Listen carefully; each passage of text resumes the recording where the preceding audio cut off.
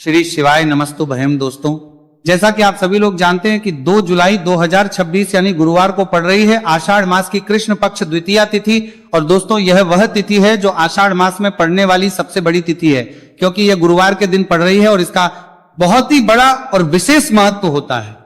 पूज्य गुरु जी ने कहा है कि अगर कभी भी मौका लग जाए और आषाढ़ मास की द्वितीय तिथि गुरुवार को पड़ जाए तो आप लोगों को 7 चने की दाल वाला उपाय तो अवश्य ही करना चाहिए। इन दोनों का संयोग बहुत कम आता है और इसी के साथ में गुरु जी ने अपनी शिव पुराण कथा में बताया है कि इस दिन आपको 7 चने की दाल वाला उपाय तो आपको अवश्य ही करना चाहिए, क्योंकि ऐसा दिन पूरे साल में सिर्फ एक ही बार आता है। और दोस्तों, आप सभी लोग जानते हो कि गुरुवार द्वितीय तिथि का अगर सबसे बड़ा कोई उपाय है तो 7 चने की दाल वाला उपाय है। तो दोस्तों, इस गुरुवार द्वितीय तिथि के दिन आप लोगों को इस 7 चने की दाल वाला उपाय को जरूर करना है। बहुत सारे लोग होंगे जिन लोगों ने इस उपाय को ना किया हो, मतलब पूरा साल निकल गया, उन्होंने किसी भी दिन इस 7 चने की दाल वाला उपाय को ना किया हो। पर दोस्तों, आपके पास एक आखिरी मौका बचा हुआ है, जो कि 2 जुलाई गुरुवार द्वितीया तिथि के दिन है। तो इस दिन आप लोगों को इस वाले उपाय को जरूर कर लेना है, भले ही आपने मास भर इस उपाय को ना किया हो। पर अगर आपने इस आषाढ़ मास के गुरुवार द्वितीय तिथि के दिन अगर इस वाले उपाय को कर लिया तो आपको इस उपाय को करने का वह फल मिलेगा जिसकी आपने कभी कल्पना भी नहीं करी होगी। इसीलिए आप लोग इस वाले उपाय को एक बार जरूर कर लेना है, ताकि आप लोगों के हाथ से यह मौका ना जा सके और आपको इस उपाय को करने का फल मिल सके। दोस्तों, यह उपाय पंडित जी ने अपनी अभी की ही श्री शिव पुराण की कथा में बताया है, जिस उपाय को आज हम आपको बहुत अच्छे से समझाने वाले हैं। इस वीडियो को देखने के बाद इस उपाय को समझने के लिए आपको कोई और वीडियो को देखने की जरूरत नहीं पड़ेगी। तो चलिए दोस्तों, उपाय को शुरू करते हैं। देखिए, ये इस आषाढ़ मास के गुरुवार द्वितीय तिथि के दिन ये इतना खास होता है, इतना महत्वपूर्ण होता है। देखा गया है कभी कभी बड़े बड़े पूजा पाठ अनुष्ठान से जो मनोकामना नहीं होते, वो आषाढ़ मास के गुरुवार द्वितीय तिथि के दिन एक छोटे से उपाय करने से ही आपकी मनोकामना पूर्ण हो जाती है। और बहुत सारे लोगों ने इस उपाय को किया भी है और उनको इस उपाय को करने का फल भी जरूर मिला है। अगर आप लोग भी इस उपाय को करना चाहते हैं तो आप इस उपाय को पहले अच्छे से समझ लेना, सुन लेना, उसके बाद करना। आपको इस उपाय का फल जरूर मिलेगा। और इस उपाय को कर लेने से आपके घर में चाहे किसी भी प्रकार और समस्या क्यों ना चल रही हो, आपको उसका कारण भी नहीं पता है कि भाई ये समस्या किस कारण से चल रही है। उसका कुछ भी कारण हो सकता है, जैसे पितृ दोष हो सकता है या किसी भी तरह का मंगल दोष भी हो सकता है। तो इस दिन आप लोगों को यह वाला उपाय कर लेना है। यह एक ऐसा उपाय है जिस उपाय को अगर किसी विशेष दिन पर किया जाए तो भाई उस विशेष दिन का जो है वह तो हमें मिलता ही मिलता है, पर हमने उस दिन पर इस उपाय को है तो हमें उससे भी बड़ा फल मिलता है, और फल बहुत जल्दी मिलता है, क्योंकि आप इस उपाय को बहुत ही बड़े और विशेष दिन पर कर रहे हो। तो चलिए अब उपाय के बारे में बात करते हैं, लेकिन उससे पहले आप लोगों को यह जानना आवश्यक है कि आखिर ये उपाय किस समय करना है, किसको करना है और कैसे करना है। तो चलिए हम आगे आपको वीडियो में एक एक करके बता देते हैं। लेकिन उससे पहले अगर आप लोग हमारे चैनल पर पहली बार आए हैं या फिर मेरी आवाज आज पहली बार सुन रहे हैं तो हमारे चैनल को सब्सक्राइब जरूर कर लेना और इस वीडियो को लाइक करके कॉमेंट बॉक्स में श्री शिवाय नमस्तु भयम ओम नमः शिवाय जरूर टाइप कर देना। तो दोस्तों, इस 7 चने की दाल वाला उपाय को हमें इस गुरुवार द्वितीया तिथि के दिन कैसे करना है, किसको करना है, किस समय करना है और कहां पर करना है, ये सारे सवालों के जवाब आपको इस वीडियो में मिल जाएंगे। और जो ये देखेगा भाई उसको 7 चने की दाल वाला उपाय जरूर करना चाहिए, क्योंकि इस दिन एक चने की दाल का भी बहुत ही बड़ा और विशेष महत्व होता है।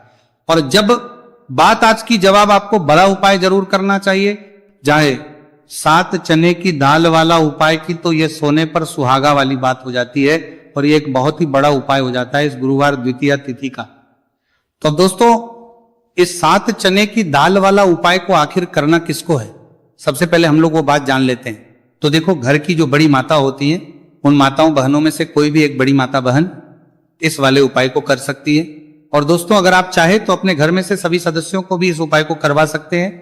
अगर किसी व्यक्ति की खुद की कोई मनोकामना है, खुद की कोई दुख और परेशानी है जो कि वो अपने लिए ही करना चाहता है इस वाले उपाय को, तो वो खुद अपने लिए भी कर सकता है। बाकी अगर कोई घर में से ऐसा है जो कि अपने पूरे घर परिवार की सुख और शांति के लिए यह वाला उपाय करना चाहता है, तो भाई वो भी कर सकता है, उसमें भी कोई वाली बात नहीं है। कहने का मतलब यह है कि इस उपाय को हर एक सदस्य भी कर सकता है और पूरे घर परिवार के सदस्य के लिए घर की बड़ी माताओं बहनों में से कोई एक माता बहन भी कर सकती है। माताएं बहनें अगर घर में उपस्थित ना हो या वह यह वाला उपाय ना कर पा रही हो, तो फिर घर का कोई बड़ा सदस्य भी इस 7 चने की दाल वाला उपाय को कर सकता है, चाहे फिर वह पुरुष ही क्यों ना हो, उसमें कोई भी दिक्कत वाली बात नहीं है। अब दोस्तों जो अगला प्रश्न निकल कर आता है वो ये आता है इस उपाय को लेकर के, आखिर इस उपाय को हमें किस समय करना, सुबह के समय करना है कि शाम के समय करना है। तो देखो इस वाले उपाय को आप लोग सुबह के समय भी कर सकते हो और शाम के समय प्रदोष काल में भी कर सकते हो। अब अगर आप पूछो कि भाई सब सबसे उत्तम समय कौन सा रहेगा इस 7 चने की दाल वाला उपाय को करने का, तो हम आपसे बस यही कहेंगे कि इस उपाय को आप सुबह के समय करेंगे तो ज्यादा बेहतर होगा। बाकी अगर प्रदोष काल शाम के समय भी करेंगे तो भी अच्छा होगा, उसमें कोई भी दिक्कत वाली बात नहीं है। तो अब दोस्तों जो अगली सबसे बड़ी और महत्वपूर्ण बात आती है वो ये आती है कि सुबह अगर हम उपाय को करेंगे तो हमें कितने बजे से लेकर कितने बजे तक के बीच में करना है, और शाम के समय प्रदोष काल में करेंगे तो हमें कितने बजे से लेकर कितने बजे के बीच में करना है। तो देखो सुबह जितनी जल्दी हो सके आप उपाय को करने की कोशिश करना। बाकी अगर किसी कारणवश लेट भी हो जाओ, थोड़ी देर भी हो जाए, तो 10 या 11 बजे तक भी आप कर लेना, पर 12 बजे से ज्यादा देरी ना हो, ठीक है, इस बात का ध्यान रखना। उसके बाद में दोस्तों अगर शाम के समय प्रदोष काल की बात करें, प्रदोष काल का जो समय है होता है वो शाम के 6 बजे से शुरू हो जाता है। मतलब शाम के 6 बजे से लेकर 7 बजे के बीच का जो समय होता है ये समय प्रदोष काल का समय होता है। तो आप इस उपाय को 7 या 8 बजे के बीच में भी कर सकते हो। मतलब शाम के 6 बजे से 8 बजे के बीच में आप कभी भी इस वाले उपाय को कर सकते हो, उसमें कोई भी दिक्कत वाली बात नहीं है। देखिए गुरु बृहस्पति को मजबूत करने से हमें हमारे जीवन में सफलता की प्राप्ति होती है। यदि हमारा किसी भी प्रकार का कार्य अटक रहा है, परिपूर्ण ही नहीं हो पा रहा है, तो हमें अपने गुरु ग्रह को मजबूत करना बहुत अधिक आवश्यक होता है। देखिए जब भी आपको ऐसा लगने लगे कि आपका जो जीवन है बहुत ही ज्यादा दुर्भाग्य के साथ बीत है, आपके कोई भी कार्य सिद्ध नहीं हो पा रहे हैं, तो जीवन में दुर्भाग्य को सौभाग्य में बदलने के लिए आपको यह चमत्कारिक उपाय करने चाहिए। तो गुरुवार की जो ये द्वितीया तिथि है आपके जीवन से सारे दुर्भाग्य को दूर करने वाली है। देखिए यदि आपका गुरु ग्रह मजबूत नहीं है, गुरु ग्रह से जुड़ी किसी भी प्रकार की समस्या है, तब भी आपको यह उपाय करना चाहिए। आपके विवाह से जुड़ी किसी भी प्रकार की परेशानी है, बुद्धि ज्ञान और विवेक से जुड़ी किसी भी प्रकार की समस्या है, साथ ही साथ जीवन में सौभाग्य की प्राप्ति करना हो, जीवन से दुर्भाग्य को दूर करना हो और जीवन में यदि सफलता की प्राप्ति करना हो, तो आपको यह चमत्कारिक उपाय जरूर करने हैं। देखिए आज के इस पूरे वीडियो में हम आपको 3 महा उपाय बताने वाले हैं और ये तीनों ही उपाय आपके जीवन की सारी समस्याओं को समाप्त करने वाले हैं। तो चलिए दोस्तों जान लेते हैं विशेष उपाय के बारे में। देखिए इस उपाय को करने के लिए आपको मात्र 7 चने की दाल लेनी होगी, यानी कि आपको 7 चने की दाल लेनी होगी। देखिए चने की दाल जब भी आप लेंगे तो ये कहीं से भी टूटी हुई भी खंडित नहीं होनी चाहिए, इस बात का आपको विशेषकर ध्यान रखना है। इसी के साथ में आपको एक तांबे के पात्र के अंदर शुद्ध जल लेना होगा और इसी के साथ में आपको एक स्टील की कटोरी लेनी होगी जिसमें आपको शुद्ध जल लेना है। इसी कटोरी के अंदर आपको 1 से 2 गुड़ के टुकड़े भी डाल देने हैं, यानी कि आपको गुड़ वाला जल तैयार कर लेना है। अब इन तीनों ही सामग्रियों को लेकर के आपको पहुंचना है भगवान शिव के मंदिर में। देखिए दोस्तों ये जो उपाय है आप इस गुरुवार द्वितीया तिथि के दिन सुबह से लेकर के शाम तक किसी भी समय में कर सकते हैं।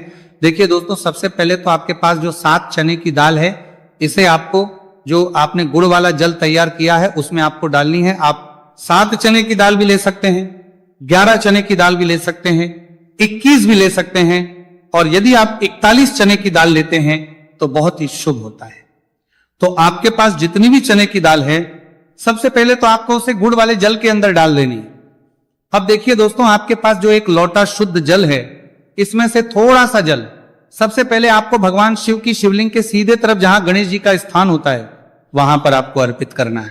फिर थोड़ा सा जल श्री कार्तिकेय जी वाले स्थान पर अर्पित करना है। फिर आपको थोड़ा सा जल माता अशोक सुंदरी वाले सन पर अर्पित करना है। फिर आपको थोड़ा सा जल माता पार्वती के हस्त कमल यानी कि कटी वाले भाग पर अर्पित करना है। और अंत में आपको थोड़ा सा जल भगवान शिव के शिवलिंग पर भी अर्पित कर देना है और उस पात्र के अंदर आपको थोड़ा सा जल और शेष बचा लेना है।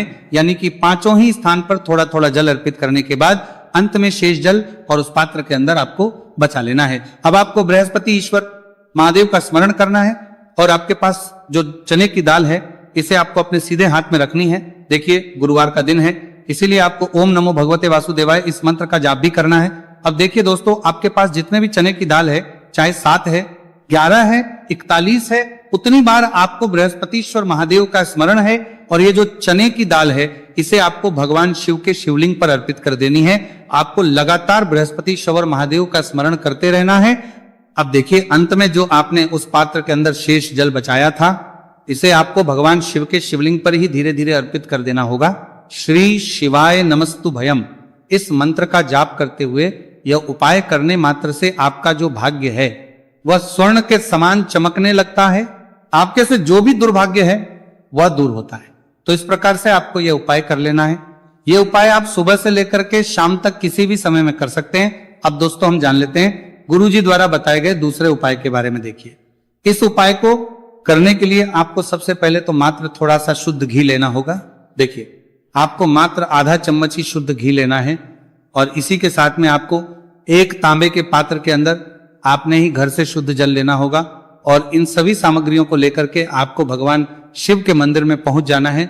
आप ये उपाय सुबह से लेकर के शाम तक किसी भी समय में कर सकते हैं। देखिए, सबसे पहले तो आपके पास जो एक लोटा शुद्ध जल है, इसे आपको धीरे धीरे शिवलिंग पर अर्पित कर देना है। श्री शिवाय नमस्तु भयम इस मंत्र का जाप करते हुए और बृहस्पतिश्वर महादेव का मन में स्मरण करते हुए।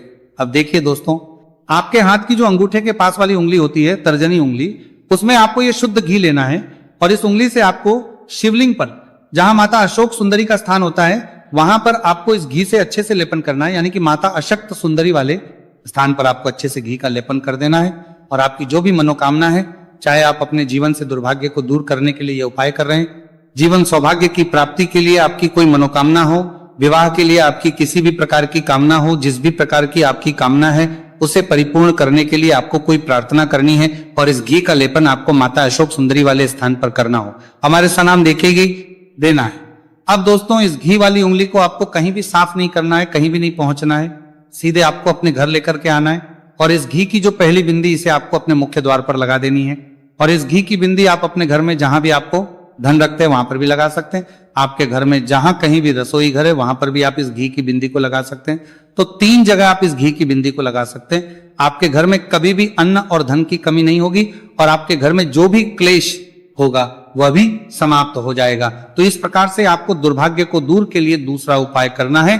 तो चलिए दोस्तों, अब हम जान लेते हैं तीसरे विशेष और अंतिम उपाय के बारे में। देखिए, यह उपाय भी बहुत ही खास है, विशेषकर आपके भाग्य को उदय करने के लिए। यह उपाय भी बृहस्पतिश्वर महादेव का ही होने वाला है और विशेषकर आपको यह उपाय भी गुरुवार द्वितीय तिथि के दिन ही करना है। देखिए, इस उपाय को करने के लिए आपको सबसे पहले तो एक प्यारी सी और सुंदर सी बेलपत्र लेनी होगी। बेलपत्र लेते समय ध्यान रखें कि यह कहीं से भी कटी फटी खंडित नहीं होनी चाहिए। यदि आपको बेलपत्र नहीं मिल पाती है तो आप शिवलिंग पर चढ़ी हुई बेलपत्र को पुनः शुद्ध जल से धोकर के उसका उपयोग कर सकते हैं। इसी के साथ में आपको एक तांबे के पात्र के अंदर शुद्ध जल लेना होगा और इसी के साथ में आपको आधा चम्मच या फिर उससे भी कम शहद लेना होगा।